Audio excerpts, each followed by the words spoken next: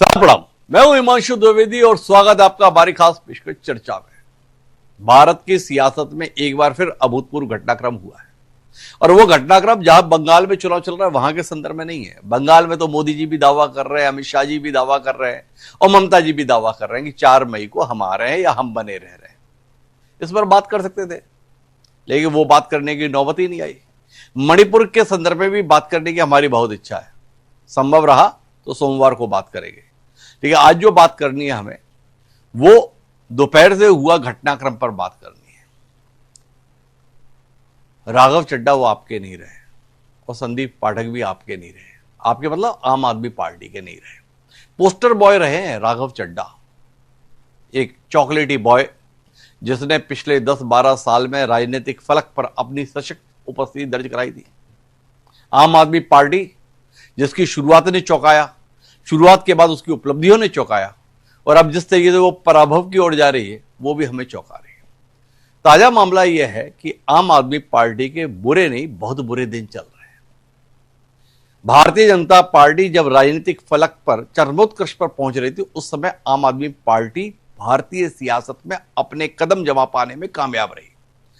जब पूरे देश में नरेंद्र मोदी और अमित शाह का डंका बज रहा था उस समय पर अरविंद केजरीवाल अपने कुछ जुझारू साथियों के माध्यम से देश की राजधानी दिल्ली में भाजपा को बुरी तरह पछाड़ने में कामयाब रहे। एक तरफा विधानसभा चुनावों में लगातार जीत उन्होंने हासिल की, लेकिन वक्त गुजरने के साथ भाजपा की आंखों में आम आदमी पार्टी खलने लगी। वक्त गुजरने के साथ आम आदमी पार्टी के जो संस्थापक सदस्य थे उन्हें अरविंद केजरीवाल खलने लगे और केजरीवाल को अपने पुराने साथी खलने लगे। इधर भाजपा की मार थी, उधर आम आदमी पार्टी के संस्थापक सदस्यों में आपसी टकराव था, आरोप प्रत्यारोप का दौर था। जिन्होंने अन्ना हजारे आंदोलन के माध्यम से देश में बड़े बदलाव का दावा किया था और आम आदमी पार्टी के माध्यम से वो बदलाव लाने की कोशिश करने का दावा किया था, वो अरविंद केजरीवाल पर बदल जाने का आरोप लगाने लगे। कुमार विश्वास से लेकर आशुतोष तक सब अपनी अपनी राह हो लिए। प्रशांत भूषण, योगेंद्र यादव राजनीतिक नेपथ्य में खो गए, पर इन सब के बीच में आम आदमी पार्टी दिल्ली से निकलकर पंजाब तक अपनी सरकार बना पाने में कामयाब रही और गुजरात तक में अपनी उपस्थिति दर्ज कराने में भी सफल रही। पर वही आम आदमी पार्टी दिल्ली का विधानसभा चुनाव हारने के बाद इस सवाल से घिरी हुई है कि एक राजनीतिक दल के तौर पर उसकी हैसियत बाकी रह पाएगी। ताजा मामला यह है कि आम आदमी पार्टी के पोस्टर बॉय रहे राघव चड्ढा को पार्टी पिछले कुछ समय से बेदखल कर रही थी। उनको राज्यसभा में नेता प्रतिपक्ष के उपनेता के तौर पर जो उनकी भूमिका थी उससे हटाया गया। बाद में उनकी सुरक्षा वापस ले ली गई। उस आम आदमी पार्टी ने सुरक्षा वापस ले ली जो सुरक्षा ना लेने का दावा शुरुआत में करती थी। राघव चड्ढा के संदर्भ में जब ये कार्रवाई हुई तो राघव चड्ढा ने कहा था कि मैं वापस आऊंगा और दरिया बनकर सैलाब ला दूंगा। वो सैलाब आ जाया। राघव चड्ढा पत्रकारों के बीच में रूबरू हुए। उनकी दाईं ओर संदीप पाठक बैठे हुए थे। वो संदीप पाठक छोटे मोटे व्यक्ति नहीं है, आम आदमी पार्टी के संगठन महामंत्री हैं, राज्यसभा सदस्य हैं, IIT से पास आउट हैं। पंजाब में जो भारतीय जनता पार्टी को सफलता मिली ऐसा कहते हैं कि संदीप पाठक की उसमें बड़ी भूमिका रही। वो संदीप पाठक भी राघव चड्ढा के साथ सवार हो गए। लवली यूनिवर्सिटी के मित्तल जी हैं, उनके यहां 10 दिन पहले छापा पड़ा था ईडी का। भ्रष्टाचार संबंधी कुछ गंभीर मामले होंगे तभी ईडी पहुंची। वो भी राघव चड्ढा जी के साथ है। उन्होंने बताया 4 और हमारे साथ हैं और अब हम भाजपा में शामिल होने जा रहे हैं। इसमें स्वाति मालवीय जी भी हैं, हरभजन सिंह भी हैं और भी नाम है। और जो उन्होंने दावा किया था उसके 1 घंटे बाद वो भाजपा के राष्ट्रीय अध्यक्ष नितिन नवीन से भी मिल लिए। ये तीनों नेता वहां थे। नितिन नवीन जी ने बढ़िया लड्डू खिलाए और साफ साफ बता दिया कि भाजपा में हमने इनको ले लिया। तो आज हम इसी पर बात करेंगे। कुनबे की लड़ाई फूट तक आई। 3 दिख रहे हैं, 4 और के साथ होने का दावा है। 4 क्या वाकई साथ हैं? 10 सदस्य राज्यसभा में, 7 अगर साथ हैं तो फिर निष्कासन के संदर्भ में, सदन से अयोग्यता के संदर्भ में कोई कार्रवाई की गुंजाइश बचती नहीं है। तो अब आम आदमी पार्टी करेगी क्या? और भाजपा जो इन नेताओं को किसी समय देश विरोधी बताती थी, भ्रष्ट बताती थी, वो इनको गले लगाने के लिए क्यों तैयार है? जानना दिलचस्प है। तो कुल मिलाकर आज इस पर बात करते हैं। हमारे साथ इस कुनबे की लड़ाई पर बात करने के लिए कुछ खास मेहमान हैं। डॉक्टर वीरेंद्र सिंह चौहान जी हमारे साथ हैं। भ्रष्टाचार के खिलाफ मुखर आवाज हैं, वो हमको बताएंगे। लवली यूनिवर्सिटी के संस्थापक चांसलर कौन सा नो ड्यूज सर्टिफिकेट लेकर, नो करप्शन सर्टिफिकेट लेकर भाजपा में आए हैं, वीरेंद्र जी से हमें जानने में दिलचस्पी है। हमारे साथ राम गुप्ता जी हैं, वो हमसे सहानुभूति चाहेंगे या कुछ और चाहेंगे, उन्हीं से समझेंगे। इसके बीच में विनोद भारती जी हमारे साथ हैं। कांग्रेस की लुटिया दरअसल आपने डुबोई। यूपीए सरकार की बदनामी में बड़ा रोल अन्ना हजारे आंदोलन का रहा। उस अन्ना हजारे आंदोलन का नेतृत्व केजरीवाल कर रहे थे। वो केजरीवाल के वर्तमान हाल पर कांग्रेस दुखी है या सुखी है, ये हम विनोद जी से समझेंगे। और इनके बीच में हमारे साथ सुरेंद्र भाटिया जी हैं, वरिष्ठ पत्रकार हैं। थोड़ा बताएंगे हमें कि पंजाब में, दिल्ली में इस कदम का क्या फर्क पड़ने वाला है। शुरुआत चौहान जी से करते हैं, पर कुछ बयान देख लेते हैं और चौहान जी से बातचीत की शुरुआत करते हैं। हमने ये डिसाइड किया that we the 2/3 members of parliament of the belonging to the Aam Aadmi Party in Rajya Sabha exercise the provisions of the Constitution of India and merge ourselves with the BJP। हम BJP में विलय करते हैं। हम सब अपने आप को सौभाग्यशाली महसूस कर रहे हैं कि हम माननीय प्रधानमंत्री नरेंद्र मोदी जी की लीडरशिप में और गृह मंत्री अमित शाह जी की संकल्प शक्ति के साथ जुड़कर बिना रुके और बिना थके देश के लिए काम करेंगे। आज मन बहुत व्यथित है, दुखी है इस बात के लिए कि एक अच्छी सरकार पंजाब में चल रही है। भगवंत मान जी वहां के लोगों के लिए अच्छा काम कर रहे हैं। शिक्षा पे, स्वास्थ्य पे, बिजली पे, पानी पे, सरकारी नौकरियां देने पर ये सारे काम कर रहे हैं। और आज उस सरकार के साथ ऑपरेशन लोटस का खेल खेला जा रहा है। हमारे सांसदों को तोड़ा जा रहा है, उनको अपनी पार्टी में शामिल किया जा रहा है। भय दिखा के, प्रशासनिक तंत्र का दुरुपयोग करके यह ऑपरेशन लोटस चलाया जा रहा है। ਇਹ ਗਦਾਰ ਨੇ, ਪੰਜਾਬੀਆਂ ਦੇ ਗਦਾਰ ਨੇ। ਬੈਠਿਆਂ ਬਿਠਾਇਆਂ ਨੂੰ ਗੱਦੀਆਂ ਮਿਲ ਗਈਆਂ, ਵੋਟਾਂ ਤਾਂ ਮੰਗਣੀਆਂ ਨਹੀਂ ਪਈਆਂ ਜੀ। ਨਾ ਕਿਸੇ ਮੂਹਰੇ ਹੱਥ ਜੋੜਨੇ ਪਏ, ਨਾ ਗਲੀਆਂ ਜਾ ਕੇ ਲੋਕਾਂ ਦੇ ਮੁੱਦਿਆਂ ਦੀ ਗੱਲ ਕਰਨੀ ਪਈ। ਬਸ ਬਣੀ ਬਣਾਈ ਇੱਕ ਸੀਟ ਮਿਲ ਗਈ, ਚਲੋ ਜੀ ਉੱਥੇ ਰਾਜ ਸਭਾ 'ਚ। ਉੱਥੇ ਜਾ ਕੇ ਤਿਕੜਮਬਾਜ਼ੀਆਂ ਕਰਨ ਲੱਗ ਗਏ, ਯਾਰ ਮੈਨੂੰ ਲੈ ਲਓ, ਮੈਨੂੰ ਲੈ ਲਓ। ਇਹ ਆਪਣੀ ਜਾਨ ਬਚਾਉਣ ਨੂੰ ਉੱਥੇ ਗਏ ਨੇ। ਹੋਣਾ ਇਹਨਾਂ ਦਾ ਉੱਧਰ ਵੀ ਕੱਖ ਨਹੀਂ, ਕਿਉਂਕਿ बीजेपी ਆ ਉਹ। तो अपनी जान बचाने के लिए गए हैं, होना तो इनका वहां भी कुछ नहीं है। क्या कहते हो डॉक्टर वीरेंद्र सिंह चौहान जी, राघव चड्ढा से लेकर अशोक कुमार मित्तल तक बड़े भा रहे हैं आपको? थोड़ा रोशनी दीजिए वीरेंद्र जी।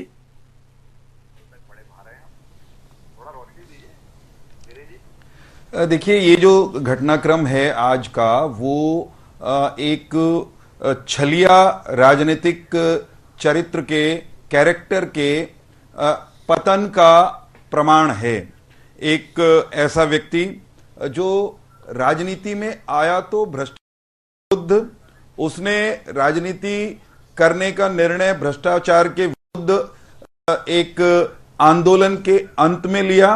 और उस व्यक्ति ने जब राजनीति करने उतरा तो सबसे पहले भ्रष्टाचार की जननी, भ्रष्टाचार की अम्मा, उसी कांग्रेस से हाथ मिला लिया, उसी से गलवाहियां डाल ली थी जिस कांग्रेस के बारे में वो कहता था कि तो 350 पन्ने की चार्जशीट सिर पे लिए घूम रहा हूं और सरकार में ले आइए, फिर मैं इसको भी टांग दूंगा, उसको भी लटका दूंगा, उसको भी तोड़ दूंगा, उसको भी फोड़ दूंगा। तो गिरावट की सारी सीमाएं पार के पतन का प्रमाण आज का घटनाक्रम है। अरविंद केजरीवाल अपनों के नहीं हुए, जिनके कंधों पर आगे बढ़े, अन्ना को नकारा, कंधों पर हाथ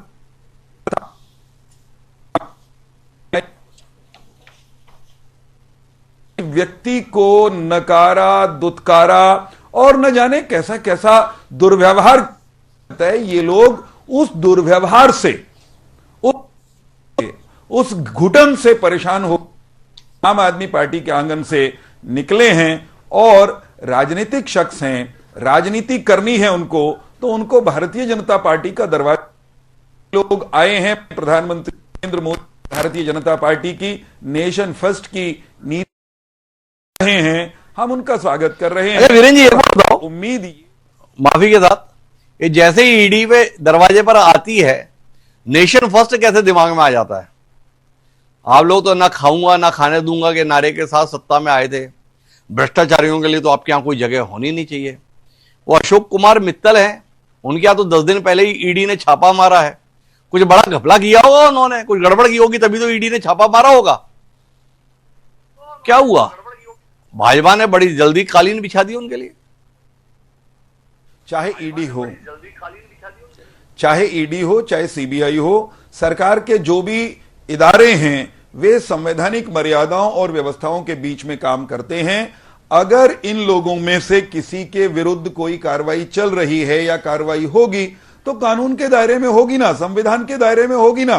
जो लोग भाजपा में आज आए, कम से कम आज की तारीख में उनके विरुद्ध कोई आरोप साबित मुझे तो लगता नहीं कि कोई हो गया है। अच्छा, तो फिर आप अरविंद केजरीवाल को भ्रष्ट कैसे बताते हो भाई? उनके खिलाफ भी कौन सा आरोप साबित हुआ है? मानो साफ सुथरे आदमी, अभी आरोप साबित थोड़े हुआ है। किसके? अरविंद केजरीवाल के। किसके खिलाफ कह रहे हैं आप? अरविंद केजरीवाल के खिलाफ भी कोई आरोप साबित नहीं हुआ है, तो आप मानिए ना, वो भी साफ सुथरे आदमी है जैसे अशोक कुमार मित्तल हैं। मैं तो सिर्फ इतना कहूंगा, आम आदमी पार्टी जो भ्रष्टाचार के विरुद्ध नारे लगाते हुए भ्रष्टाचार की नौका पर सवार, भ्रष्टाचार के विरोध की नौका पर सवार होकर निकली थी, वो भ्रष्टाचार के गर्त में खुद डूबी, दिल्ली को पतन के और संकटों के गर्त में उसने धकेला, और अब वही आम आदमी पार्टी, उसकी सरकार पंजाब की दुर्गति करने पे तुली हुई थी। इन लोगों को लगा कि उस आम आदमी पार्टी के घुटन भरे देशघातियों के साथ सुर में सुर मिलाने वाले मोहल्ले में रहना नहीं है, बसना नहीं है, और भारतीय जनता पार्टी के आंगन में इनको बेहतरीन सांसें आती दिखाई देती हैं, तो वो आए हैं, उनका स्वागत है। हां, भारतीय जनता पार्टी अपनी नीतियों, अपने कार्यक्रमों के साथ प्रतिबद्धता से खड़ी है। हमारी नैया में, हमारी नौका में, हमारी गाड़ी में जो सवार होता है, उसे पहले हमारे विचार के साथ अपनी प्रतिबद्धता व्यक्त करनी होती है। ये व्यक्त करके आ रहे हैं, शेष समय बताएगा। मैं एक बड़े राजनीतिक परिवर्तन की इसमें बयार आते हुए देख रहा हूं। पंजाब को राहत मिलेगी। पंजाब जिस घुटन का सामना बीते कई साल से कर रहा था, उस पंजाब को एक भ्रष्ट देश विरोधी भी अगर मैं कहूं तो अतिशयोक्ति नहीं होगी, उस सरकार से मुक्ति मिलती हुई दिखती है। और लेकिन ये भ्रष्ट और देश विरोधी सरकार बनाने में तो इन लोगों की बड़ी भूमिका रही थी। राघव चड्ढा और संदीप पाठक ये तो करता धरता थे, तो जो राष्ट्र विरोधी सरकार बनवाए उनको अपने साथ पाकर आप इतने उल्लसित क्यों हो रहे हो, इतने खुश क्यों हो रहे हो, इतने प्रसन्न क्यों हो रहे हो भाई? वाक्य कहने दीजिए, एक वाक्य कहने दीजिए। मैं कतई उल्लसित नहीं हूं, कतई अति उत्साह में नहीं हूं। मैं सिर्फ ये कह रहा हूं, भारत का संविधान, भारत का प्रजातंत्र, भारत का कानून जनता को, मतदाता को, पत्रकार को, राजनेता को अपने विचार, अपना मत, अपनी राय बदलने की अनुमति देता है। उस व्यवस्था, उस प्रावधान के अंतर्गत आपने भी जीवन में अनेक बार राय बदली होगी राजनीतिक दलों के बारे में एक मतदाता के रूप में, और अनेक राजनेता इधर से उधर गए। अरविंद केजरीवाल भी तो वामपंथियों के समर्थक रहे हैं। तो वीरेंद्र चौहान जी बता रहे हैं कल तक ये देश विरोधी थे, अब ये देश समर्थक हो गए, इसलिए हमको प्रिय हो गए। राम गुप्ता जी हमारे साथ हैं। कितने सदमे में हो राम गुप्ता जी, कितनी तकलीफ में हो, कितनी पीड़ा में हो। आपने सोचा था हमने राघव चड्ढा को निपटा दिया, आज पता चला राघव चड्ढा ने आपको ठीक से निपटा दिया। क्या कहते हैं? आदरणीय हिमांशु द्विवेदी जी, सबसे पहले तो आपको और जनता टीवी की इस चर्चा प्रोग्राम को देशी विदेशी लाखों करोड़ों जो दर्शक इस समय देख रहे हैं उनको, और इस गेस्ट पैनल में बैठे तमाम विद्वानों को आम आदमी पार्टी की तरफ से राम गुप्ता का राम राम। हिमांशु जी, ना हम पहले डरे थे, ना झुके थे, और इस परिवर्तन के अंतिम पड़ाव तक डटे रहेंगे। व्यवस्था परिवर्तन का सपना दो लोगों ने पांडव नगर की उन गलियों से और शकरपुर के एक छोटे से कमरे में बैठकर देखा था, और 15 सालों में यह कारवां इतना बढ़ गया कि आज आम आदमी पार्टी के साथ लाखों करोड़ों लोग जुड़ चुके हैं। 2012 में पार्टी बनी थी और 2027 में अपने निर्णायक मोड़ पर पहुंचने के लिए तैयार खड़ी है। इस आखिरी लड़ाई में, इस आखिरी लड़ाई से पहले ये भारतीय जनता पार्टी ये हर संभव कोशिश करने पर उतारू है। ये हम अच्छी भली भांति तरीके से जानते हैं। गद्दार सामने आएंगे, साजिशें रची जाएंगी, धोखे दिए जाएंगे, आरोप लगाए जाएंगे, जेल पहले भेजा गया और आगे भी जेल भेजा जाएगा। लेकिन ये भाजपाई भूल जाते हैं कि आम आदमी पार्टी सिर्फ इन 7 गद्दार सांसदों की पार्टी नहीं रही। याद रखिए, ये तो चले गए, ये तो चले गए और इन्हें जाना ही था। ये हम अच्छी तरीके से जानते हैं और आगे भी कुछ लोग जाते रहेंगे। लेकिन आम आदमी पार्टी का हर एक कार्यकर्ता, यानी मैं भी और तमाम सभी आखिरी मोड़ तक लड़ने के लिए यहां पार्टी में डटे रहेंगे। नहीं राम गुप्ता जी, थोड़ा रुको भाई। मतलब भाषण थोड़ी चाहिए, तर्क चाहिए, दलील चाहिए।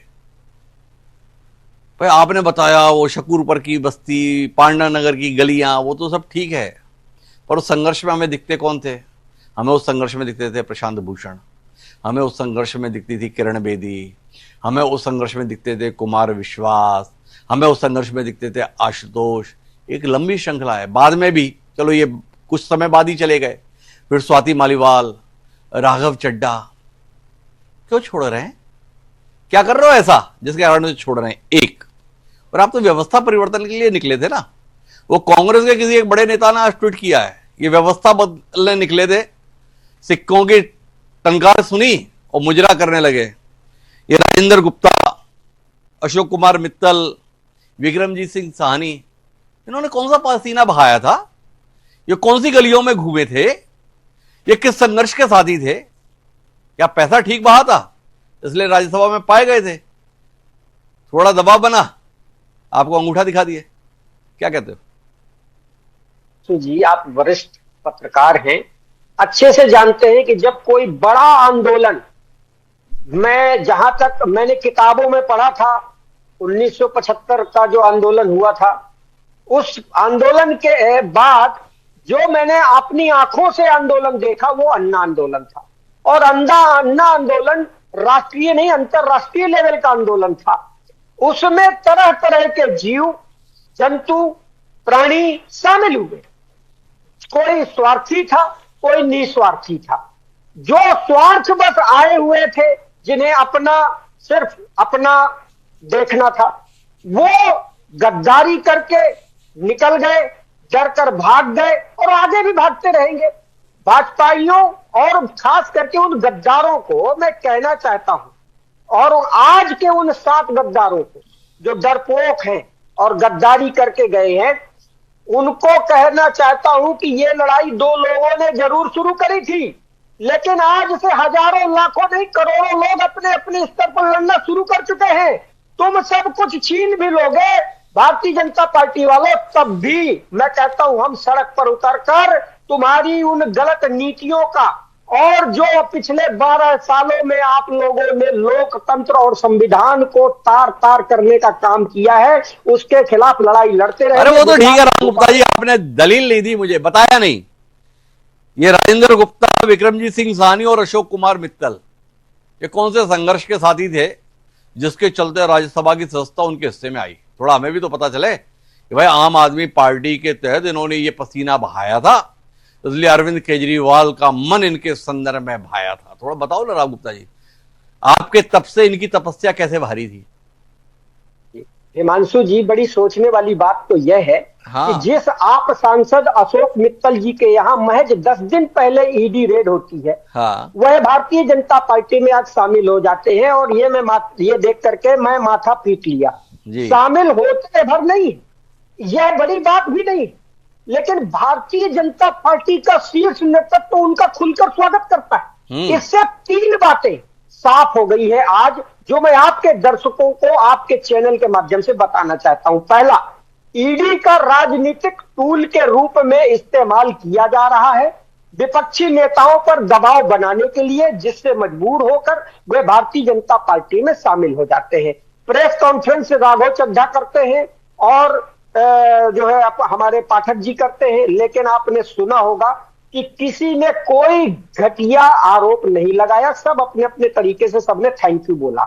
दूसरा पॉइंट, अगर यह बात सही नहीं है कि भारतीय जनता पार्टी के हिसाब से, तो इसका मतलब यह है कि भारतीय जनता पार्टी ऐसे ईडी हल्के पे लेती है और एजेंसी के आरोप पर भरोसा नहीं करती है जब तक कोर्ट से उन आरोपों पर सजा न मिल जाए।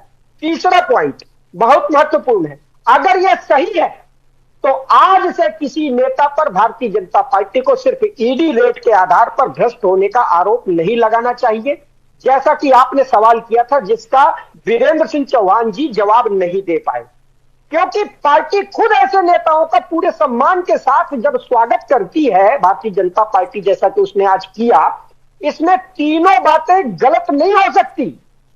यकीन मानिए वो तो ठीक है राम गुप्ता जी, आप जो बात कर रहे हो वो तो अपनी जगह है, पर आपने मेरे सवाल का तो उत्तर नहीं दिया। भाई आप तो समाज बदलने निकले थे ना, देश बदलने निकले थे ना, पैसे वालों भ्रष्टाचारियों के कब्जे से देश को निकालने निकले थे ना। फिर जाके ये अशोक कुमार मित्तल, विक्रमजीत साहनी और राजेंद्र गुप्ता राज्यसभा में कैसे दिख गए? राम जी, इसका उत्तर नहीं दिया आप, हमें जानना है। तो क्या ऐसा है कि भारतीय जनता पार्टी ने आपके अनुसार ईडी को टूल बना रखा है? आपने अपनी पार्टी चलाने के लिए राज्यसभा की सीट को टूल बना रखा है, पैसे वालों को अपने साथ पकड़ना है, उनसे लाभ लेना है, बदले में राज्यसभा देना है, ऐसा? बताता हूं हिमांशु जी, हमारे देश को जब आजादी मिली थी, आजादी से लेकर के अब तक दो ही पार्टियां, एक लैला और एक मजनू के रूप में, एक का नाम भाजपा है, एक का नाम कांग्रेस है। इन दोनों पार्टियों का राज रहा है केंद्र पर, और इन्हीं के इशारे पर हमारे देश का जो कॉरपोरेट जगत है या जो भी बड़े बड़े व्यापारी या अलग अलग प्रतिष्ठानों में अपना प्रभुत्व जमाने वाले लोग काम करते रहे हैं, और उसी के हिसाब से इन दोनों पार्टियों के विचारधारा के हिसाब से कमाई धमाई अपनी करते रहे। आज भारतीय जनता पार्टी की जो विचारधारा है पिछले 12 सालों से, कि अपनी पार्टी के अंदर, मैं आपको याद दिलाता हूं, शुभेंदु अधिकारी, एक और याद दिलाता हूं, अब तो वो स्वर्गीय हो चुके हैं, चक्की पी सिंह 70,000 का घोटाला, और तो और मोदी जी ने स्वयं कहा था कि कोई भी भ्रष्टाचारी मेरा ताप नहीं सह सकता। मैं हैरान था उस दिन जब वो कह रहे थे कि कोई भ्रष्टाचारी मेरा ताप नहीं सकता। वो तीसरे दिन जा करके जो है महाराष्ट्र में उप मुख्यमंत्री की शपथ लिए हुए बैठे थे, और तो और 6 महीने तक यही जेपी नड्डा और गृह मंत्री जो है, अपने अमित शाह जी जो गृह मंत्री है, इन्होंने 6 महीने तक पंपलेट लेकर के घूम रहे थे चिटफंड घोटाले को लेकर के, जिसको इन्होंने असम का मुख्यमंत्री बनाया। लेकिन इनकी जो वॉशिंग मशीन है उसमें पिसने के बाद, धुलने के बाद जितने भी नेता हैं सब जो है ऐसे बेदाग छवि वाले हो जाते हैं, इन पर आज तक कोई कार्रवाई नहीं होती। आप बता दीजिए 12 सालों में किसी बात। राम गुप्ता जी के पास में कोई दलील है नहीं, पैसे वालों के आगे क्यों बिछ गई आम आदमी पार्टी? आपसे मन भरा तो भाजपा भाई, जिसके खिलाफ 12 साल से लड़ रहे थे लड़ाई, क्या कहते हो विनोद भाई? आज आम आदमी पार्टी के इस फूट पर, इस टूट पर, और ये आपको कितनी भारी पड़ेगी पंजाब की सियासत पर? भाजपा जगह तलाश रही है पंजाब में। जिन्होंने आम आदमी पार्टी की सरकार बनवाई उसके 2 बड़े चेहरे, राघव चड्ढा और संदीप कुमार पाठक, भाजपा ही हो गए। विनोद जी, आपके लिए मुश्किल कितनी बढ़ गई? बड़ी उम्मीद कर रहे थे आप कि अगली बार तो फिर से पंजाब में हम सरकार बनाएंगे। जी, सबसे पहले तो पहली बार आपसे मिल रहे हैं, आपको प्यार भरी नमस्कार, और पैनल में बैठे सभी मेरे आदरणीय भाइयों को भी नमस्कार, और सुनने वाले सभी बहन भाइयों को भी प्यार भरी नमस्कार। तो देखिए, आज जनता टीवी ने बहुत अच्छा और फलदायी लोगों के लिए आज का ये प्रोग्राम रखा है, उसके लिए आपको बधाई, क्योंकि आज का ये इशू बड़ा ही इम्पोर्टेंट है। जो आने वाला देश का भविष्य है, आपकी ये आज की रखी हुई डिबेट जो है ये कईयों के काम आएगी। जी। देखिए, आम आदमी पार्टी का और दूसरी पार्टियों का फर्क यही है, आपने उन्हें बार बार कुरेदा कि आपने उन्हें टिकट क्यों दिया, आपने राज्यसभा क्यों भेजा, तो राम गुप्ता जी इसका जवाब नहीं दे पाए। क्योंकि देखिए, राघव चड्ढा दिल्ली से थे, उनका पंजाब से कोई लेना देना नहीं था, लेकिन फिर भी वो सुपर चीफ मिनिस्टर बने। और संदीप पाठक जी जो इस बात का क्रेडिट लेते थे कि ये सरकार बनाने में मेरा हाथ है, अगर 92 एमएलए 92 एमएलए बने हैं तो वो मेरी मेहनत से बने हैं, ऐसा वो कहते थे। तो बाकी जो लोग हैं, राजेंद्र गुप्ता जी हैं, बहुत बड़े इंडस्ट्रियलिस्ट हैं, अशोक मित्तल जी हैं, वो एक यूनिवर्सिटी चलाते हैं बहुत बड़ी, और मेरे ख्याल में हिंदुस्तान में बहुत कम ऐसी यूनिवर्सिटियां होंगी जिनमें इतने बच्चे पढ़ते हैं। और फिर विक्रमजीत सानी जी हैं, जिन्हें पंजाब के लोगों ने कभी देखा ही नहीं।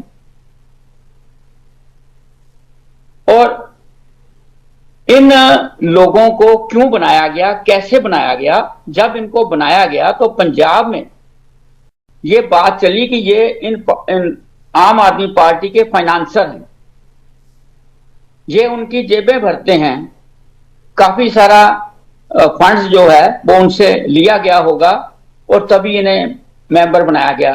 क्योंकि ये तो कभी हमने कभी इनको किसी मीटिंग में नहीं देखा था, हमने इनको कभी आम आदमी पार्टी की किसी भी एक्टिविटीज में नहीं देखा था। और जो मित्तल साहब हैं, कांग्रेस के जो कैप्टन अमरिंदर सिंह थे, उनका बहुत हाथ रहा है, उन्होंने बड़ी मदद की इनकी पहले यूनिवर्सिटी बनवाने में, इनका कोई लगा दिगा नहीं था। तो इसलिए जब ये बात उड़ी, आम आदमी पार्टी ने उसे डिनाई नहीं किया कि भाई हमने तो ये समाज के उत्कर्ष लोगों को जगह दी है, इन्होंने कोई जवाब नहीं दिया। जब आप अपने वर्कर को इग्नोर करेंगे, नजरअंदाज करेंगे, जिनका आपकी पार्टी के साथ कोई संबंध नहीं, आप उनको राज्यसभा में भेजेंगे, तो आप, क्योंकि आपने तो खरीदा है उनको या उन्होंने आपको खरीदा, तो फिर आप वफादारी कहां से ढूंढ रहे हैं उनमें? यही बात होती है, जब खरीदो फरोख्त होती है तो वहां वफादारी नहीं होती। तो इसलिए उनका जाना तय था, मौके की तलाश में थे। और सरकार का बार बार ये कहना कि उन्होंने गद्दारी की, आपने उन्हें मौका दिया गद्दारी करने का, आपने अपने वर्कर्स को राज्यसभा भेजा होता, जिन्होंने धूप नहीं देखी, छांव नहीं देखी, गर्मी नहीं देखी, सर्दी नहीं देखी, आपके 92 एमएलए जितवाए, आपको उनमें से कोई नजर नहीं आया। उसके बाद भी जितनी मिड टर्म पोल हुई, आपने अपने किसी वर्कर को टिकट नहीं दी, किसी को कांग्रेस से लाए, किसी को भाजपा से लाए, किसी को इधर से, किसी को उधर से, किसी को अकाली दल से लाए, अपने वर्कर्स को नजरअंदाज किया। अब ये गए हैं ना, इसके बाद जो जो 27 का चुनाव नजदीक आ रहा है, ये आपके जो 92 एमएलए जीते थे, अब 95 हो चुके हैं। तो ये भी जिस तरह से झाड़ू के तिनके अलग अलग होते हैं, उड़ते हैं, उसी तरह उनमें भी उड़ने की तैयारी है। नहीं, वो तो ठीक है विनोद जी, इनके तिनके उड़ेंगे वो तो ठीक है। कांग्रेस कुछ सिमट पाएगी? कांग्रेस उससे बिखरी बिखरी दिखती है भाई। कुल मिलाकर आज का ये परिवर्तन, आज की ये बगावत पंजाब में भाजपा को जगह दिला देगी क्या? क्योंकि 2021 में 22 में इन्हीं नेताओं ने मेहनत करके आम आदमी पार्टी को एक तरफा जीत दिलाई थी, ऐसा आम आदमी पार्टी के नेता भी मानते थे। तो क्या कहते हैं विनोद जी, आपके लिए राह कितनी मुश्किल हो गई? भाजपा का ये दांव आपको तो भारी पड़ रहा है, पर आपको भी कितना भारी पड़ रहा है? नहीं, वेदी जी, देखिए, आप पंजाब का इतिहास देखिए, पंजाब के लोग क्रांतिकारी हैं, उन्हें इस बात से कोई फर्क नहीं पड़ता कि केंद्र में किसकी सरकार है। आप देखिए, चुनावों का पीछा इतिहास देखिए, पंजाबियों ने अपनी मर्जी से सरकारें बनाई हैं, किसी के प्रेशर में सरकारें नहीं बनाई। और दूसरी बात रही कि कांग्रेस के ऊपर इसका क्या प्रभाव है। लोकसभा का चुनाव हुआ, 13 सीट है पंजाब की, 13 में से 7 कांग्रेस ने जीती। भाजपा ने 13 उम्मीदवार खड़े किए, उनकी 8 में जमानत जब्त हुई और कोई सीट नहीं मिली। आम आदमी पार्टी जिसकी सरकार है वहां 13 में से 3 जीते, 5 की जमानत जब्त हुई और ये रिजल्ट है। अकाली दल जो बहुत देर से वहां था पंजाब में, तो उनका सिर्फ 1 आदमी जीता और 10 में जमानत जब्त हुई। तो इसलिए कांग्रेस पार्टी अपने स्टैंड पर बड़ी मजबूती से खड़ी है। हमारा एक आइडियलिस्टिक जो ध्येय है कि हम सेकुलरिस्ट हैं और सेकुलरिज्म पे हम चलेंगे। और जहां तक भाजपा का सवाल है, ये भाजपा को वहम है कि वो इधर से तोड़ लेंगे, उधर से तोड़ लेंगे। वो भी लड़के देख लें, पीछे उन्होंने लोकसभा का चुनाव लड़ा है, कहीं की ईंट कहीं का रोड़ा, भानुमति ने कुनबा जोड़ा, तो बहुत से कैंडिडेट खड़े किए, हाल क्या हुआ सबके सामने है। तो इससे हमें कोई फर्क नहीं पड़ता, इससे हमें कोई फर्क नहीं पड़ता। विनोद भारती का कहना है, पर हमने तो देश में देखा है, भाजपा ने इधर की ईंट उधर की ईंट जोड़ जोड़कर कुनबा तो अपना खड़ा करके दिखाया है।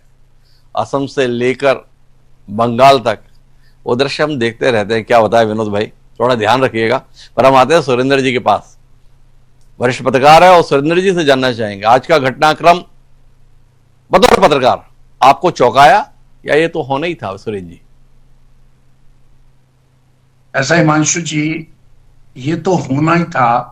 अगर लोकसभा में परिसीमन बिल जो है वो पास हो जाता तो हो सकता है ये 18 या 19 अप्रैल को हो जाता। ये जो राघव चड्ढा जो खिचड़ी पका रहे थे, ये पिछले 6 महीनों से लगता है, जब से अरविंद केजरीवाल जेल में गए थे उसके बाद जिस ढंग से वो शांत रहे, उसके बाद से लग रहा था भी उनकी गतिविधियां आम आदमी। मैं 2-3 बात पे अचंभित हूं जी। एक तो मेरा ये व्यक्तिगत मानना है, जिस व्यक्ति को घर बिठाए राज्यसभा दे दी जाए, अगर वो व्यक्ति पार्टी छोड़ के जाता है तो उससे बड़ा कोई उस पार्टी का गद्दार नहीं है। चाहे वो कांग्रेस को छोड़े, चाहे आम आदमी पार्टी को छोड़े, चाहे बीजेपी को छोड़े, किसी भी पार्टी को छोड़े, राज्यसभा। और इनमें से जिन आदमियों को राज्यसभा, आम आदमी पार्टी की भी गलती है, बहुत बड़ी गलती है जी। आम आदमी पार्टी में उसी दिन टूटन आरंभ हो गया था जिस दिन दिल्ली में 2 गुप्ता ब्रदर्स को राज्यसभा दे दी गई थी। उस समय से ये एलिगेशन लगने आरंभ हुए थे। पंजाब में राघव चड्ढा और संदीप पाठक की भूमिका थी। अगर उन तक सीमित रहते, उन दोनों को देखो, ये सभी पार्टियां एडजस्ट करती हैं। भारतीय जनता पार्टी भी केरल के प्रधान को कहीं और से लेके आए हैं, कई लोगों को भारतीय जनता पार्टी कहीं और से लेके आए हैं। जैसे कि अभी जो इन्होंने केंद्र के मंत्री बनाए हैं बिट्टा को, उनको भी कहीं से लेके आना पड़ता है। जो राष्ट्रीय पार्टियां बनती हैं उन्हें राज्यसभा में अपने कहीं जहां से बहुमत मिलता है वहां से लाना पड़ता है। लेकिन संदीप पाठक और राघव चड्ढा के बाद जब ये इंडस्ट्रियलिस्ट पे पहुंच गए, लवली यूनिवर्सिटी पे पहुंच गए, सानी साहब पे पहुंच गए, सीतोवाल और हरभजन सिंह पे भी लोग संतुष्ट थे, भी एक खिलाड़ी है और एक पद्मश्री अवार्डी है, तब तक वो ठीक था। लेकिन इन लोगों पे खुलेआम आरोप लगे आम आदमी पार्टी पर। उनसे क्या लाभ लिया वो तो आम आदमी पार्टी जाने, लेकिन खुलेआम आरोप लगे और पार्टी का कैडर भी नाराज हुआ। दूसरा, राघव चड्ढा जिस ढंग से छोड़ के गए हैं और जिस ढंग से संदीप पाठक का जाना, मुझे ये लगता है कुछ ना कुछ आम आदमी पार्टी जिस एक लेके आई थी, नीति को लेके आई थी, जिस लक्ष्य को लेके आए थे, उससे भटकती दिखाई दे रही है। अरविंद केजरीवाल जी कहते थे कांग्रेस में एक परिवार निर्णय लेता है, तो अब आम आदमी पार्टी में कौन निर्णय लेता है? आम आदमी पार्टी में अरविंद केजरीवाल ही सुप्रीमो है। जब तक राघव चड्ढा, जैसा कि आप बता रहे थे, सुपर चीफ मिनिस्टर के रूप में काम कर रहे थे पंजाब में, हालांकि संदीप पाठक इतना नहीं कर रहे थे। तो इसमें आम आदमी पार्टी राज्यसभा देते समय अगर अपने वर्करों को, मूल कैडर को, जोगिंदर यादव थे, कुमार विश्वास थे, आशुतोष थे, उनमें से किसी को दी होती तो शायद ये बातें उन पे आरोप भी नहीं लगते। और पंजाब में भी इन्होंने यही काम किया है। और दूसरा, भारतीय जनता पार्टी पे भी मैं टिप्पणी करना चाहूंगा, जो सुचिता की बात करते हैं, 10 दिन पहले जिसके ईडी जाए और उसको आप स्वागत कर रहे हो, राष्ट्रीय नेतृत्व उसका स्वागत कर रहा है, तो इनके पास तो वॉशिंग मशीन है ही है। ये तो वॉशिंग मशीन लेके बैठे हैं। कौन आ रहा है? 7 आदमी का चला जाना मुझे अचंभित किया। स्वाति मालीवाल तो पहले ही विद्रोही हुई थी, क्योंकि 1.5 साल से शायद उनका चल रहा था। और राघव चड्ढा 2 आदमी, लेकिन इतने लोगों को, 7 लोगों को राघव चड्ढा लेके चला जाएगा, ये समझ से बाहर था। क्योंकि अशोक मित्तल जी को अभी आप डिप्टी लीडर बना रहे हो राघव चड्ढा के नाम पे, और वो भी आपको छोड़ के जा रहे हैं। और भारतीय जनता पार्टी की ईडी की टीम उनके। अच्छा, एक बात बताओ, आप तो तजुर्बेकार पत्रकार है सुरेंद्र जी, ये जो 7 सांसद, राजनेता तो मैं इनमें से कुछ लोगों को कहने की स्थिति में नहीं हूं, ये जो भाजपा की ओर बड़े हैं, क्या मानते हैं आप, ये अपना भविष्य संवारने के लिए गए हैं या वर्तमान बचाने के लिए गए? मुझे लगता केवल वर्तमान बचाने के लिए गए। भविष्य भारतीय जनता पार्टी में, हम हरियाणा की बात करें, भारतीय जनता पार्टी में बहुत लोगों का, अगर 10 लोग जाते हैं तो 1-2 लोगों को ही भविष्य मिलेगा, 8-9 लोगों को घर पे ही बैठना पड़ेगा। हमारे चौधरी वीरेंद्र सिंह जी वापिस आए, कुलदीप बिश्नोई घर पे हैं, किरण चौधरी घर पहुंच गई हैं। तो ये जो मजबूरी होगी, इनका किसी का जनाधार नहीं है। राव इंद्रजीत सिंह, इसलिए हरियाणा का मैं जिक्र कर रहा हूं, उनका जनाधार है, इसलिए वो भारतीय जनता पार्टी में अभी तक हैं। इन 7 में से एक भी व्यक्ति का, ये पीछे बैठ के काम तो कर सकते हैं, मैनेजमेंट के आदमी तो हो सकते हैं, पैसा तो, चंदा तो दे सकते हैं, 2-3 लोग चंदा दे सकते हैं, 2-3 लोग काम कर सकते हैं। इनको अपना वर्तमान बचाना है, भविष्य इनका देखा जाएगा। अगर भारतीय जनता पार्टी इनमें से किसी एक आधे को कंटिन्यू करेगी, आप देख लेना 7 में से कोई कंटिन्यू होने वाले नहीं है। कोई कंटिन्यू होने वाले नहीं है। सुरेंद्र जी का आंकलन है। तो मैं वापस पहुंचता हूं डॉक्टर वीरेंद्र सिंह चौहान जी, आप तो भारतीय सभ्यता और संस्कृति पर यकीन करने वाले लोग हो ठाकुर साहब, आपकी तो सत्यता के प्रति, ईमानदारी के प्रति बड़ी आस्था रहती है। गद्दार आपको इतना क्यों भाते हैं? इतनी चर्चा है, उसके अंदर निष्कर्ष निकल कर आ रहा है कि जिस पार्टी ने इन लोगों को राज्यसभा जैसा अवसर प्रदान किया, ये उस पार्टी के भी ना हुए। जिन लोगों जिस दल को छोड़कर आए वो गद्दार कहें, जिन लोगों जिस दल को ये छोड़कर आए वो गद्दार कहें, समझ में आता है। लेकिन आप गद्दार कहें, हम गद्दार, ताकि ये तर्कपूर्ण बात है। मतदाता से लेकर आपको, मुझको, सरकार भी तो सबको है। इन लोगों को लगा कि आम आदमी पार्टी ये कह रही है कि आम आदमी पार्टी के साथ नहीं थी, कहा नहीं रही, जिस नेता के नेतृत्व में काम कर रहे थे उन्होंने इन्हें खुद पर रखनी शुरू कर दिया। इनकी नहीं सुनी, किस की नहीं लिस्ट है जो आपकी केजरीवाल के साथ चले थे, और जो अपने आप में क्षेत्र के ठीक धुरंधर टाइप लोग थे। अधिकांश उन लोगों से अरविंद केजरीवाल ने ठोकरें मारी, उनका निरादर किया और ये स्थिति पैदा कर दी कि वो छोड़ कर जाए। राघव चड्ढा का होगा और बाकी लोगों को भी लग रहा होगा, इसका भी हो रहा होगा, तो उन्होंने पार्टी का दामन थामने का विचार किया। जहां तक भारतीय जनता पार्टी, मैं माफी चाहूंगा वीरेंद्र चौहान जी, इस नाजुक मौके पर जब आपकी आवाज सुनना, आपके विचारों को सुनना हमारे लिए बेहद जरूरी है। तकनीकी कारण से हम उसे सुन नहीं पा रहे हैं। मैं फिर से कोशिश करता हूं आपसे जोड़ने की, तब तक बढ़ता हूं राम गुप्ता जी के पास। और राम गुप्ता जी, जानना चाहूंगा अब आगे क्या, विधायकों की टूटन का इंतजार करेंगे? सेंध की संभावना कहां है, पंजाब में या दिल्ली में? दिल्ली में 22 विधायक हैं, खबर आ रही है 16 तैयार बैठे हैं भाजपा की कश्ती में सवार होने के लिए। क्या होगा आपका? जी देखिए, प्राचीन काल में, यानी आप कह लीजिए रामायण काल में, रामायण काल में जो साधु संत महात्मा होते थे वो अपना यज्ञ किया करते थे, तो उनके यज्ञ को विघ्न डालने के लिए राक्षस जो है तरह तरह के भेष धर के आते थे और उन साधु संत महात्माओं पर जो है अत्याचार करते थे। आज पिछले 12 सालों से मौजूदा जो भारतीय जनता पार्टी है, या ये कह लीजिए कि ये रावण के ही वंशज कभी कभी नजर आते हैं, क्योंकि इनकी हरकतें ऐसी हैं। आप देखिए, दिल्ली में 10 साल तक आम आदमी पार्टी अरविंद केजरीवाल जी के नेतृत्व पर काम करती है। पूरी दिल्ली को बेहतरीन से बेहतरीन जो भी जन सुविधाएं होती हैं वो सब मुहैया कराती है, जो वादा करती है वो पूरा 100% डिलीवर करती है। और उस पर क्या होता है कि जब अभी जोड़ तोड़ करके चुनाव आयोग की कृपा दृष्टि रखते हुए और दुनिया भर की जो है गलत नीतियां अपनाते हुए, जो कि नैतिकता के आधार पे उन्हें बैन कर देना चाहिए, हमारे देश की जो संवैधानिक प्रक्रिया है उसमें उसकी कोई स्वीकार्यता नहीं है, उसको अपनाते हुए भारतीय जनता पार्टी दिल्ली में आती है और पिछले 1.25 साल में आप देख लीजिए पूरी दिल्ली को तहस नहस कर दिया है।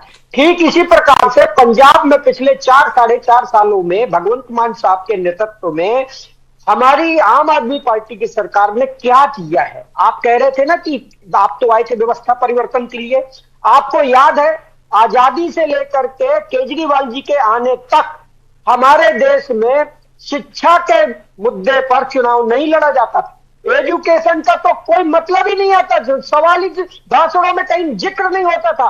रोजगार का कोई आप बहुत भ्रमित है आज आप। ये ठीक है कि आपको झटका लगा है और बड़ा झटका लगा, लेकिन इसके कारण ये जरूरी तो नहीं है ना कि आप विषय से भटक जाएं। हमारा विषय ये है ही नहीं कि आम आदमी पार्टी की सरकार पंजाब में कैसा काम कर रही है। हम इस विषय पर भी बात नहीं कर रहे हैं कि दिल्ली में आपकी सरकार ने कैसा काम किया था। अभी हम आपके संगठन पर बात कर रहे हैं, आपके उन सम्मानित साथियों के संदर्भ में बात कर रहे हैं जिनकी निष्ठा अब आपसे हटकर भाजपा की ओर जाती हुई दिख रही है। हमारा सवाल आपसे यह था राम जी कि 7 सांसद तो आज आपको अंगूठा दिखा दिए, खबर आ रही है कि अगली बारी भाजपा के पास जाने की आपके विधायकों की है। 16 विधायक दिल्ली में तैयार बैठे हैं राघव चड्ढा के संकेत का। भाई पार्टी बनाने वाले तो यही लोग हैं। संदीप पाठक आपके राष्ट्रीय संगठन महामंत्री अब भाजपा का हिस्सा हो गए, तो अब जो संगठन यहां बनाया उसको भाजपा में ही बिठाएंगे। राम गुप्ता जी इससे कैसे निपट पाएंगे, थोड़ा इसके विषय में बताएंगे। हिमांशु जी, मैं आपके चैनल के माध्यम से जिनका आप नाम ले रहे हैं या जो जो गए हैं आज, उन 7 में से एक एक करके अपना अपना कोई गांव का नाम चुन लें, पंजाब में, दिल्ली में या देश के किसी कोने में एक गांव का नाम चुन लें और वहां से भारतीय जनता पार्टी से सरपंच पद का चुनाव लड़े। मैं आम आदमी पार्टी से उनके अगेंस्ट चुनाव लड़ने के लिए तैयार हूं, और अगर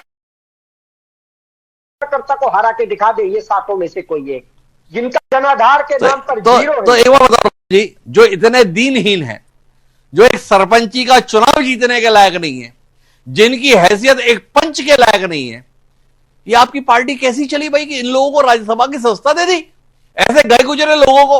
और राम जी जो इतने लोकप्रिय व्यक्ति हैं, जो खुलेआम कह रहे हैं कि इतने साल सांसद रहे लोगों को वो चुनाव लड़वाए मेरे खिलाफ, मैं उन्हें हरा के दिखाता हूं, आपको प्रवक्ता तक ही सीमित करके रख दिया। राम जी आपके साथ ऐसी जाति अरविंद केजरीवाल ने क्यों की? मैं बताता हूं द्विवेदी जी, आम आदमी पार्टी ने एक साधारण कार्यकर्ता को, जो महिला है आतिशी मारलीना नाम है उनका, उनको तो मुख्यमंत्री पद पर भी बैठाया है जी। अरे भाई, आम आदमी पार्टी आम लोगों की पार्टी है, साधारण लोगों की पार्टी है। और उन साधारण लोगों में से कुछ लोग पार्टी को गुरु कहते हैं, पार्टी को मां कहते हैं, मान के चलते हैं, और पार्टी के जो सर्वे है उनको गुरु कहते हैं, फिर भी दगा दे जाते हैं। और कुछ लोग ऐसे हैं आतिशी जैसे, जो काम दिया जाता है वो पूरी ईमानदारी से, पूरी निष्ठा से पार्टी को मां मानते हैं। आम आदमी की पार्टी है तो फिर ये राजेंद्र गुप्ता, विक्रमजीत सिंह साहनी और अशोक कुमार मित्तल राज्यसभा में क्या कर रहे हैं? आपकी आवाज सुन नहीं पाया, फिर से दोहरा दीजिए। अरे बिल्कुल दोहराऊंगा, सवाल ऐसा है भाई, आपने बताया ये तो आम लोगों की पार्टी है, इस आम लोगों की पार्टी में राज्यसभा सदस्य के तौर पर राजेंद्र गुप्ता, अशोक कुमार मित्तल, विक्रमजीत सिंह साहनी क्या कर रहे हैं? जी, आप मुझे यह बताइए कि राजेंद्र गुप्ता जी को आम आदमी पार्टी का राज्यसभा सांसद बनने से पहले कौन कौन जानता था, कितने लोग जानते थे? या आप मुझे बताइए कि उनको आम आदमी पार्टी ने राज्यसभा का सांसद बनाया तो क्या अपराध किया, वो मुझे बता दीजिए। अच्छा, आम आदमी इसे कौन कौन जानता था? आज भी कोई नहीं जानता, पर वो ट्राइडेंट ग्रुप के मालिक हैं, अरबपति आदमी हैं। तो कुल मिला के पैसे वालों को राज्यसभा भेजने के लिए आम आदमी पार्टी है क्या? यही बदलाव लाने के लिए आपने कहा था इस देश में वैकल्पिक राजनीति देंगे राम जी, यही वैकल्पिक राजनीति है। जिस बदलाव की बात कर रहा हूं उस पर आपने रोक लगा दी। हम कह रहे हैं कि पंजाब में और दिल्ली में हमने बिजली मुफ्त दी, बच्चों को अच्छी शिक्षा दी, 30 साल से सूखी नहरें पड़ी थी वहां पानी पहुंचाने का काम किया। इसके अलावा दलित आदिवासी समाज की जो माताएं बहनें उनको 1,500 रुपया दिया। आपने तो कहा था सरकारी बंगला नहीं लेंगे, आपने कहा था कि सरकारी गाड़ी नहीं लेंगे, आपने कहा था सरकारी सुरक्षा नहीं लेंगे, सब तो लेके बैठे हो। उसके बाद में यहां पे बता रहा हूं कि हमने ये काम किया। बहरहाल मैं वापस कोशिश करता हूं डॉक्टर वीरेंद्र सिंह चौहान जी से बात करने की, उनके पक्ष को जानना हमारे लिए बड़ा जरूरी है। चौहान साहब, मेरी आवाज सुन पा रहे? जी बिल्कुल, मैं सुन पा रहा हूं आपको। तो चौहान साहब, यही जानने में दिलचस्पी है, जिनको इनकी मूल पार्टी ने इतना सब कुछ दिया, ये उसके ना हुए, चाहे दबाव में नहीं हुए और चाहे लोभ में नहीं हुए। भाजपा इतनी बड़ी पार्टी है, देश की नहीं दुनिया की सबसे बड़ी पार्टी है, तो ऐसे दल बदलू आपको क्यों भा रहे हैं? ऐसे निष्ठाविहीन लोग आपको पसंद क्यों आ रहे हैं? और ऐसे अवसरवादियों के लिए आप कालीन क्यों बिछा रहे हैं? खड़े होकर निहारिए, तस्वीर का एक दूसरा पहलू भी है। इस बात को आप यूं भी कह सकते हैं और समझ सकते हैं कि राजनीति में कुछ सिद्धांतों, कुछ मूल्यों और कुछ सपनों के साथ ये लोग आए थे। आम आदमी पार्टी की गाड़ी में चढ़े या आम आदमी पार्टी की गाड़ी को इन्होंने सजवाया, तैयार किया, आगे बढ़ाया। इन्होंने वहां पर रह करके ये पाया कि जिस काम के लिए आम आदमी पार्टी में गए थे वो काम वहां नहीं हो रहा, और ऊपर से आधारभूत जो सम्मान है वो भी नहीं मिल रहा। तो इन लोगों ने तय किया कि वहां पर राजनीति नहीं करेंगे, भारतीय जनता पार्टी के नेशन फर्स्ट वाले कुनबे के साथ जाएंगे, परम वैभवम नेतु में स्वराष्ट्रम, उस सिद्धांत के लिए काम करने वाले कुनबे के साथ जाएंगे। क्या भारत के किसी भी साधारण मतदाता की तरह इन नेताओं को, इन राजनीतिक कार्यकर्ताओं को अपना मन बदलने का, अपनी राय रखने का अधिकार नहीं है? आप कैसे उनको गद्दार कह रहे हैं? अरे मैंने गद्दार थोड़ी कहा, मैंने तो चर्चा के अंतर्गत जो बात निकल कर आ रही है तीनों पैनलिस्ट के द्वारा वो आपसे साझा की। और कुल मिलाकर अपनी पार्टी को कोई व्यक्ति छोड़कर जाता है तो तात्कालिक रूप से उसको संबोधन तो लोग यही देते हैं। आपकी पार्टी से छोड़ के जाते तब आप भी ऐसे ही बताते थे हमें, आप भूल गए, आपको याद नहीं रहा, अभी समय ऐसा है ना। लेकिन मेरा आपसे जो सवाल है वो सवाल ये है कि ये जितने भी लोग हैं इनमें से अधिकांश लोग पार्टी का जो चेहरा थे वो भाजपा को देश विरोधी करार देते थे, लोकतंत्र विरोधी करार देते थे, सांप्रदायिक करार देते थे। राघव चड्ढा और संदीप पाठक के अनगिनत बयान है, नरेंद्र मोदी को देश के लिए खतरनाक बताते थे। अपनी पार्टी में खारिज हुए तो अचानक कल का खलनायक इनको नायक दिखने लगा। हमारा सवाल तो केवल इतना है डॉक्टर वीरेंद्र सिंह चौहान जी आपसे कि ऐसे लोग जो हवा के अनुसार अपना रुख बदल ले रहे हैं, भाजपा को कौन सी मजबूरी आन पड़ी जिसके लिए आप कालीन बिछा रहे हैं? मतलब उन्होंने बोला नहीं, इधर राष्ट्रीय अध्यक्ष ने उनको लड्डू खिलाया नहीं, ऐसी क्या मजबूरी आन पड़ी है? भाई आप देश की नहीं दुनिया की सबसे बड़ी पार्टी हो। समय दीजिए, मैं सुनिए, मैं ठीक से जुड़ नहीं पा रहा हूं आज आपके तंत्र की खराबी के कारण। मैं ये कह रहा हूं कि आप जिस नजरिए से देख रहे हैं उसका एक वैकल्पिक नजरिया ये है, आप कह रहे हैं कि उन्हें वो अपने यहां से खारिज कर दिए गए इसलिए भाजपा में, इसलिए वहां से निकल रहे हैं और भाजपा ने उनको ले लिया। आप ये क्यों नहीं कह रहे हैं कि भ्रष्टाचार के विरुद्ध खड़ा हुआ जो आंदोलन था उसमें से उपजी हुई पार्टी में ये लोग ये देख रहे थे कि वहां घनघोर भ्रष्टाचार हो रहा है, वहां देश के विरोध की बातें हो रही हैं, वहां पंजाब में असामाजिक तत्वों को संरक्षण दिया जा रहा है, उसके नेता जम्मू कश्मीर और पंजाब के मामले में देशघातियों के सुर में सुर मिलाते पाए गए हैं, उनके साथ खड़े और पड़े हुए पाए गए हैं। तो इन लोगों ने आम आदमी पार्टी को नकार दिया, देख कर परख कर। और यूं क्यों नहीं कहते कि ये कैसे कह दूं, सुशील मित्तल के यहाँ पे 10 दिन पहले रेड हुई है, भ्रष्टाचारियों के खिलाफ कठोर कार्रवाई करने के लिए आपके अनुसार मोदी सरकार संकल्पबद्ध है। ईडी की कार्रवाई ये दर्शाती है कि एक भ्रष्ट व्यक्ति के यहाँ पर कार्रवाई हुई, वो भ्रष्ट व्यक्ति आज जो है पार्टी के मुख्यालय पहुंच गया। इसलिए सवाल आ गया वीरेंद्र जी, थोड़ा इसका उत्तर खोजिएगा। लेकिन हम आखिरी बातचीत के लिए सुरेश जी के पास ही आते हैं। और सुरेश जी, अब आगे क्या देखते हैं आप? भगवंत मान की सरकार को कितना खतरा है? ये दो बड़ी मुख्य भूमिका में थे पंजाब में सरकार बनाने के संदर्भ में, संदीप पाठक और राघव चड्ढा। लोग तो सुपर सीएम भी बोलते थे राघव चड्ढा को। संगठन की दृष्टि से संदीप पाठक की भूमिका बड़ी महत्वपूर्ण बताई जाती थी। क्या कहते हैं आप? ऐसा हिमांशु जी, पंजाब में कम से कम मैं नहीं मानता भगवंत मान की सरकार को कोई खतरा है, क्योंकि भारतीय जनता पार्टी के पास वहां कोई स्ट्रेंथ नहीं है। अगर आम आदमी पार्टी के पास उसमें से 2/3 एमएलए टूट जाएंगे इन दोनों के जाने के बाद, मुझे नहीं लगता। और 10-15 एमएलए अगर नाराज भी होंगे तो वो छोड़ के नहीं जाएंगे, क्योंकि उनकी एमएलए-शिप जाएगी। भारतीय जनता पार्टी के पास शायद 2 ही विधायक हैं वहां पे पंजाब में, इसलिए भगवंत मान सरकार को कोई वहां खतरा नहीं है। दिल्ली में अवश्य, क्योंकि स्ट्रेंथ कम है, हो सकता है दिल्ली में ये भारतीय जनता पार्टी आम आदमी पार्टी को तोड़ ले, लेकिन मुझे नहीं लगता भगवंत मान। और वहां पे एक चीज और भी है, पंजाब का जो सेंटीमेंट है, पंजाब का सेंटीमेंट और तरह का है। पंजाब में इस तोड़फोड़ का हो सकता है आम आदमी पार्टी को उसका लाभ भी मिल जाए। अभी इलेक्शन दूर है, क्योंकि लगभग 10 महीने का समय है। बस सुरेश जी, मैं एक टिप्पणी और चाहूंगा। भारतीय जनता पार्टी लंबे अरसे से वहां पर अपना संगठन बनाने की कोशिश कर रही है, जो कोशिश सफल नहीं हो रही। पर संदीप पाठक, जो राष्ट्रीय संगठन महामंत्री की भूमिका में आम आदमी पार्टी में थे, उन्होंने पंजाब में शून्य से पार्टी को यह स्वरूप देने में बड़ी भूमिका निभाई। क्या आप मानते हैं कि संदीप पाठक का ऐसे समय पर भाजपा का हिस्सा बनना पंजाब में भाजपा को ग्रास रूट पर, जमीनी स्तर पर जगह दिला सकता है, संगठन खड़ा कराया जा सकता है? क्योंकि उनके साथ वो अनुभव है 5 साल पहले, 8 साल पहले, 10 साल पहले का। ऐसा ही हिमांशु जी, आम आदमी पार्टी एक आंधी की तरह दिल्ली में जीती थी और आंधी की तरह ही पंजाब में जीती थी। ऐसे ऐसे लोगों ने प्रकाश सिंह बादल जैसे जो व्यक्ति को हरा दिया था, जिनका कोई पहले नाम नहीं जानता था। पंजाब में वो आंधी थी। संदीप पाठक, जब आंधी में वो सफलता मिली तो संदीप पाठक को भी उसका श्रेय मिला, राघव चड्ढा को भी मिला, और भगवंत मान को भी और केजरीवाल को भी। ये कमरे में बैठ के रणनीति बनाई जा सकती है, लेकिन भारतीय जनता पार्टी जिस स्थिति में पंजाब में है, उसके पास पहले ही बहुत नेता इकट्ठे कर लिए हैं उन्होंने।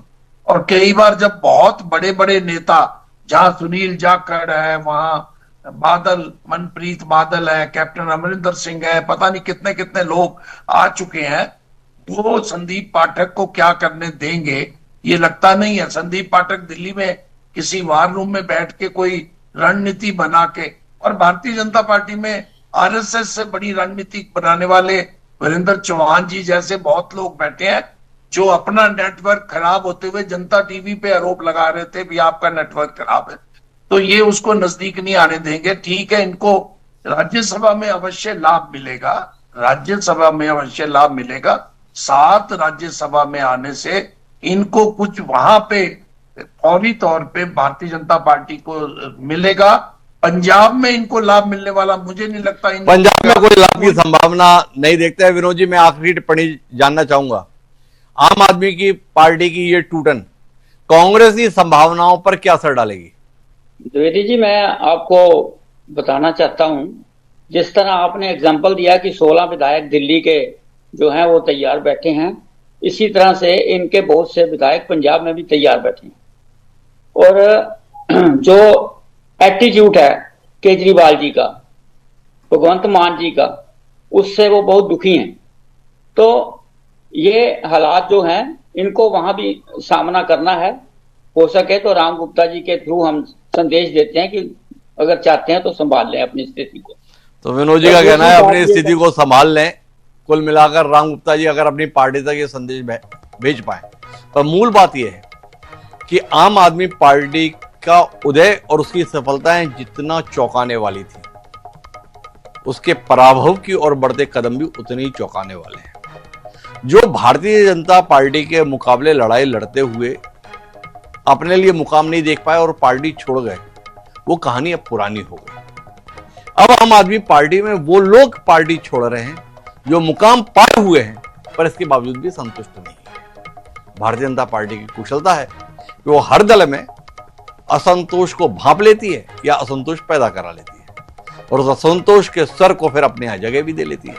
तो वीरेंद्र चौहान जी को बहुत बहुत बधाई उनकी इस सफलता के लिए, जो उन्होंने 7 राज्यसभा सांसदों की अपनी पार्टी में आने के संदर्भ में संभावना जगाई। अभी 3 आए, 4 का इंतजार है। जब 4 आ जाएंगे तब हम फिर बात करेंगे, लेकिन आज के लिए इतना ही। आप सभी मेहमानों का बहुत बहुत धन्यवाद हमारे साथ इस चर्चा का हिस्सा बनने के लिए। आज के इस कार्यक्रम में इतना ही। दीजिए मुझे इजाजत। सदा प्रणाम।